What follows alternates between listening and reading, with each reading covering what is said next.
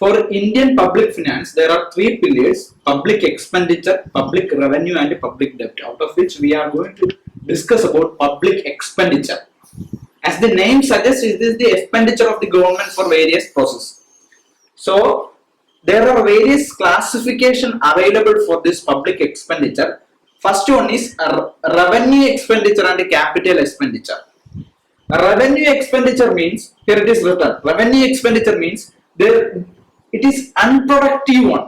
That means paying of salary, those all comes under revenue expenditure. Paying of money for rule of law, for courts, these all comes under revenue expenditure. So the common notion is that it brings no returns to government, even though services are being produced.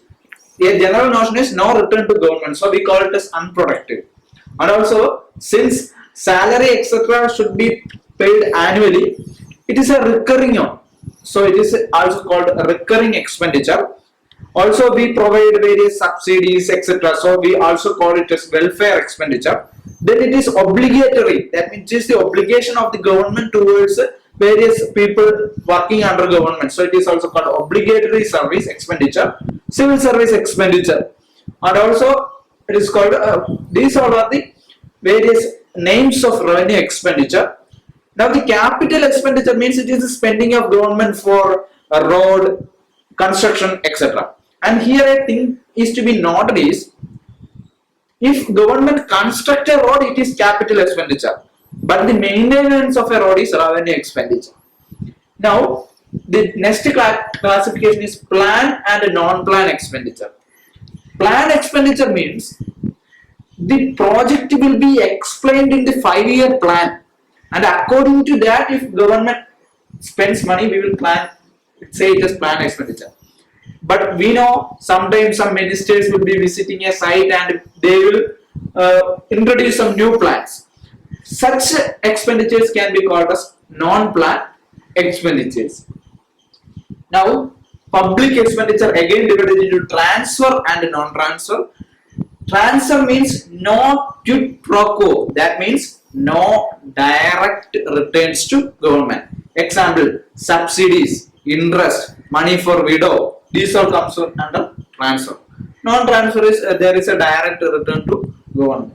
Now for public expenditure, for spending of money, there are two principles that must be obeyed. First principle says principle of maximum social advantage. That means maximum number of person, Indian citizen, should get the advantage of a particular expenditure. So that is the first principle. Second one is authenticity. Authenticity means there should be some authenticity. That means government should allow that expenditure. There should be some credibility in that expenditure. For example, Consolidation Fund of India, that means the revenue expenditure and the capital expenditure, these are maintained by revenue account and capital account. These are two accounts, these are kept as separate entities in our budget, and these two comes under Consolidation Fund of India. These accounts comes under Consolidation Fund of India. For the government to sanction fund from Consolidation Fund of India, the Parliament is responsible.